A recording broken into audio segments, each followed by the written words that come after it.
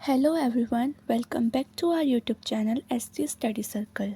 आज हम इस वीडियो में क्लास 6 की हिस्ट्री की बुक आवर पास्ट का चैप्टर 2 समझेंगे, जिसका नाम है on the trail of the earliest people. यानी कि इस चैप्टर में हम आदिवासियों के बारे में पढ़ने वाले हैं। इस चैप्टर में 10 टॉपिक्स हैं, तो चलो शुरू करते हैं। हमारा पहला टॉपिक है introduction to human evolution. Evolution of human life. Human life has involve over million of years. Early humans were hunters and gatherers. They hunted wild animals, fished and gathered fruits, nuts and seeds. यानी कि जो आरंभिक मानव है या आदिवासी है वो कहाँ रहते थे, क्या करते थे, क्या खाते थे, उनके बारे में हमें इन्फॉर्मेशन कैसे मिलती है, क्योंकि हम तो उस टाइम पे हुआ नहीं करते थे। तो ये सभी हम इसमें जानेंगे। तो जो आदिवासी होते हैं उनको उनकी जो इन्फॉर्मेशन है वो हमें आर्कियोलॉजिस्ट यानी पुरातत्वविदों की वजह से मिलती है। यहाँ पर वो 20 लाख साल पहले तक रहा करते थे, जो आदिवासी हुआ करते थे। आज के टाइम पे उनको हम जो उनकी फूड कलेक्ट करने की टेक्निक्स थी उसके उनकी वजह से जानते हैं, और उन्हें एक नया नाम दिया गया है जिसे आखेटक खाद्य संग्राहक यानी कि हंटर फूड गैदर भी कहा जाता है। आमतौर पर वो खाने के लिए जंगली जानवरों का शिकार करते थे, मछलियाँ पकड़ते थे, चिड़ियों को पकड़ते थे, फल फूल खाते थे, दाने पौधे पत्तियाँ अंडे आदि सब खाकर गुजारा करते थे। हमारा अगला टॉपिक है why did the earliest people lead are nomadic life. यानी कि जो आदिवासी थे वो खाना बदोश की तरह जीवन क्यों जीते थे, यानी कि वो एक दूसरे से दूसरी जगह क्यों जाते रहते थे। Resources like plants and animals would finish if they stayed in one place. Plants bear different fruits in different seasons, so humans moved to find them. Availability to water dictated movement. यानी कि जो आदिवासी होते हैं वो एक ही जगह पर अगर ज़्यादा टाइम तक रहते हैं तो वहाँ के जो जानवर होते हैं, पौधे होते हैं, फल होते हैं, वो खाकर उन्हें ख़त्म कर देते हैं, क्योंकि वो पूरी तरीके से इन्वायरमेंट और उनकी प्राकृतिक चीज़ों पर ही डिपेंड होते हैं। तो उन्हें भोजन के लिए यानी खाने के लिए एक जगह से दूसरी जगह जाना पड़ जाता है। दूसरा, जानवरों के शिकार करते करते वो अपने आप ही एक जगह से दूसरी जगह पहुंच जाते हैं, तो अगर उन्हें वहाँ पर अच्छे सोर्सेज मिलते हैं तो वो वहीं रुक जाते हैं। तीसरा है फल फूल अलग अलग मौसम में अलग अलग जगह पे मिलते हैं, तो उन्हें अलग अलग जगहों पर अपने आप ही खोज करते हुए जाना पड़ता था। और जहाँ वो रहते थे कभी कभी वहाँ पर सूखा पड़ जाता था, बाढ़ आ जाती थी, इस वजह से भी उन्हें अपनी सेफ्टी के लिए दूसरी दूसरी जगह जाना पड़ता था। यही रीज़न है जो आरंभिक मानव यानी आदिवासी दूसरी दूसरी जगह पर जाते थे। हमारा अगला टॉपिक है how do we know about the early people. यानी कि हम जो आदिवासी उनके बारे में हमें जानकारी कैसे मिलती है।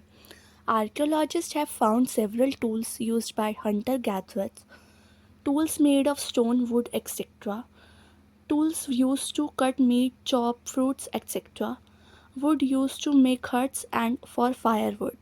यानी कि जो हमारे पुरातत्वविद हैं, हमारे आर्कियोलॉजिस्ट हैं, उनको काफ़ी सारी चीज़ें मिली हैं आदिवासियों की, जो उन्होंने अपने यूज़ के लिए बनाई गई थी। उसमें से कुछ चीज़ें पत्थरों की बनी हुई हैं, कुछ लकड़ियों की, कुछ हड्डियों की, और जो औजार है वो भी उन्होंने उन्हीं सब चीज़ों से बनाए गए हैं। ये औजार वो लोग कभी कभी अपनी सेफ्टी के लिए बनाते थे, फल फूल काटने के लिए, हड्डियों और मांस को काटने के लिए, और कुछ औजार तो खुद हड्डियों और लकड़ियों से ही बने हैं। इन्हीं सोर्सेज की वजह से और हमारे पुरातत्वविदों की इन्फॉर्मेशन की वजह से ही हमें हमारे आरंभिक मानवों के बारे में इन्फॉर्मेशंस मिलती है। हमारा अगला टॉपिक है where did early man live. यानी कि लोग जो थे, जो आदिवासी थे, वो कहाँ रहना पसंद करते थे या कहाँ रहते थे। Near sources of water, places with stones for making tools known as factory sites, sites found near discarded blocks of stone, habitation cum factory sites. यानी कि जो आदिवासी हुआ करते थे वो ऐसी जगह को चूज़ करते थे रहने के लिए जहाँ पर उन्हें खाने की चीज़ें आसानी से मिल जाए, जैसे कि शिकार करने के लिए जानवर मिल जाए, फल फूल मिल जाए, जड़ मिल जाए, पानी मिल जाए। इसलिए वो ज़्यादातर नदियों के पास रहते थे, क्योंकि नदियों के पास जंगल होते थे और उन्हें वहाँ सब कुछ मिल जाता था। साथ ही वो इस बातों का भी ध्यान रखते थे कि उनको कोई जंगली जानवर ना खा जाए और जो प्राकृतिक आपदाएं होती है जैसे सर्दी बरसात, इनसे भी बचा जा सके। इसलिए वो जब भी रहने की जगह ढूंढते थे तो वो गुफाओं में ही रहते थे ज़्यादातर। इसके अलावा वो कुछ ऐसी जगह ढूंढते थे जहाँ पर उन्हें पत्थर मिल सके, क्योंकि उन्होंने कुछ ना कुछ बनाना होता था अपनी सेफ्टी के लिए और अपने काम के लिए, और वो पत्थरों से और हड्डियों से ही बनाते थे। तो इसलिए वो ऐसी जगह ढूंढते थे जहाँ पर उन्हें पत्थर मिल सके।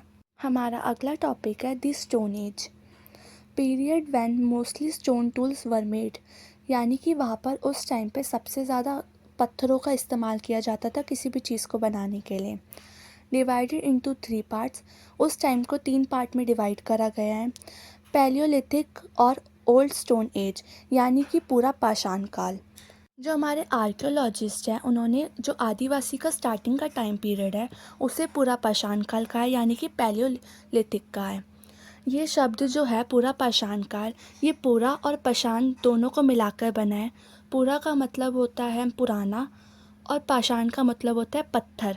और जितने भी हमारे आर्कियोलॉजिस्ट को सोर्सेज मिले हैं तो उन्हें ज़्यादातर पत्थरों की चीज़ें मिली है, और ये चीज़ दर्शाती है कि उस टाइम पे जो पत्थर की चीज़ें बनती थी वो कितनी ज़्यादा इम्पॉर्टेंट होती थी। इसलिए इसका नाम पूरा पाषाण काल रखा है। इसके अलावा पूरा पाषाण काल जो है वो 20 लाख साल पहले से 12,000 साल पहले के दौरान माना जाता था। इस काल को 3 भागों में डिवाइड करा गया है। सेकेंड है मेसोलिथिक और मिडल स्टोन एज, यानी कि मध्य पाषाण युग। जो मध्य पाषाण युग है यानी कि मेसोलिथिक का टाइम है, उसमें हमें इन्वायरमेंट चेंजेस देखने को बहुत ज़्यादा मिले हैं। जो इसका टाइम पीरियड है वो 12,000 साल पहले से लेकर 10,000 साल पहले तक का माना जाता है। इसमें जो औजार बनते थे वो ना बहुत छोटे हुआ करते थे। इन्हें माइक्रोलिथ यानी लघु पाषाण भी कहा जाता है। इसके जो हथियार होते थे, जो औजार होते थे वो हड्डियों से, लकड़ियों से बनाए जाते थे। साथ साथ पूरा पाषाण युग वाले औजार भी इस दौरान पाए जाते हैं। थर्ड है न्यूलिथिक और न्यू स्टोन एज, यानी कि नवपाषाणी युग। इसकी शुरुआत 10,000 साल पहले से होती है। हमारा अगला टॉपिक है मेकिंग स्टोन टूल्स, यानी कि पत्थर से हथियार बनाना। पहले के टाइम पे जो पत्थरों से हथियार बनते थे उसकी 2 टेक्निक्स होती थी। पहली है स्टोन ऑन स्टोन, यानी कि पत्थर पर पत्थर।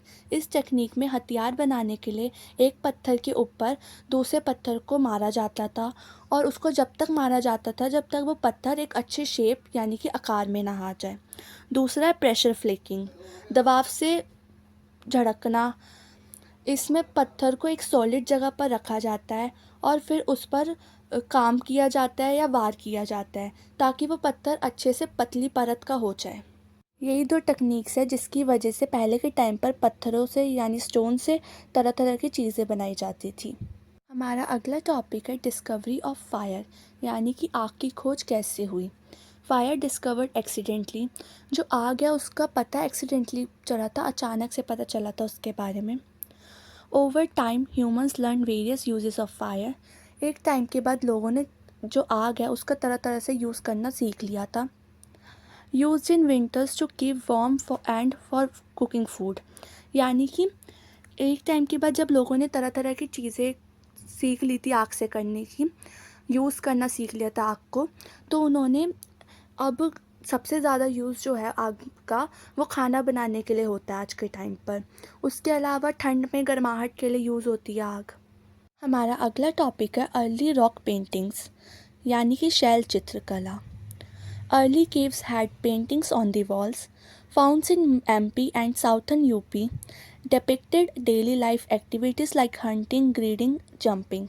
यानी कि जो आदिवासी हुआ करते थे वो जिन गुफाओं में रहते थे उन गुफाओं में से उनकी जो दीवारें हैं वहाँ से कुछ ड्राइंग्स मिली है, कुछ चित्र मिले हैं, जिसमें कुछ उदाहरण है जैसे कि मध्य प्रदेश और दक्षिण उत्तर, यानी कि उन वहाँ की गुफाओं में सबसे ज़्यादा ये शैल चित्रकला यानी कि दीवारों पर ड्राइंग्स मिली है। जो जंगली जानवर हुआ करते थे, जो ये लोग आदिवासी होते थे, वो जो देखते थे पूरे दिन में वो दीवारों पर बना देते थे, उसे ही शैल चित्रकला कहा जाता है। हमारा अगला टॉपिक है paleolithic sites in the Deccan. Paleolithic sites found in Deccan, major site Chirki Nevasa in Maharashtra, rivers like Godavari, Krishna and Tapti drain the region. Large number of paleolithic tools found along this rivers, यानी कि दक्कन में पूरा पाषाणकालीन स्थल। दक्कन में पाए गए पूरा पाषाणकालीन स्थल यानी कि जो दक्कन है वहाँ पर सबसे ज़्यादा पैथियोलिथिक जो पीरियड था उसके वहाँ पे सबसे ज़्यादा सोर्सेज पाए गए हैं। उसके अलावा जो मेन स्थल है, जो मेन जगह है, वो महाराष्ट्र में चिरकी निवासा है।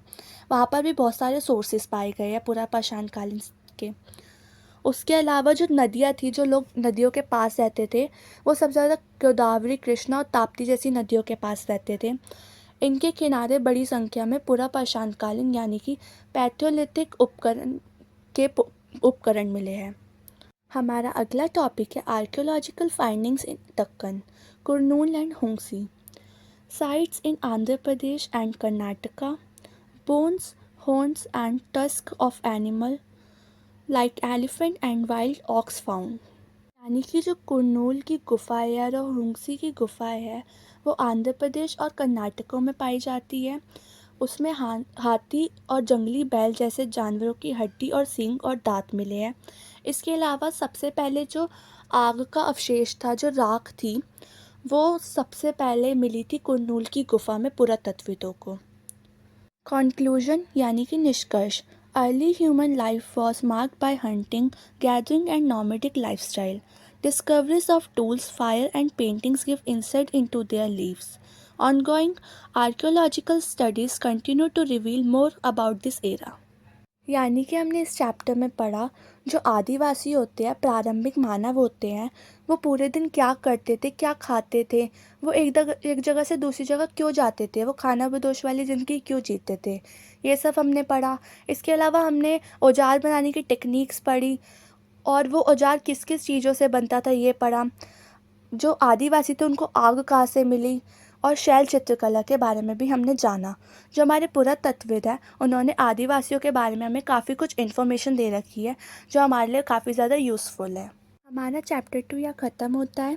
आई होप आप सबको समझ आया होगा। हमने फर्स्ट चैप्टर की वीडियो भी ऑलरेडी अपलोड कर रखी है हिस्ट्री की, तो आप वो भी जाकर देख सकते हैं। अब मिलते हैं अगली वीडियो में, तब तक के लिए बाय बाय।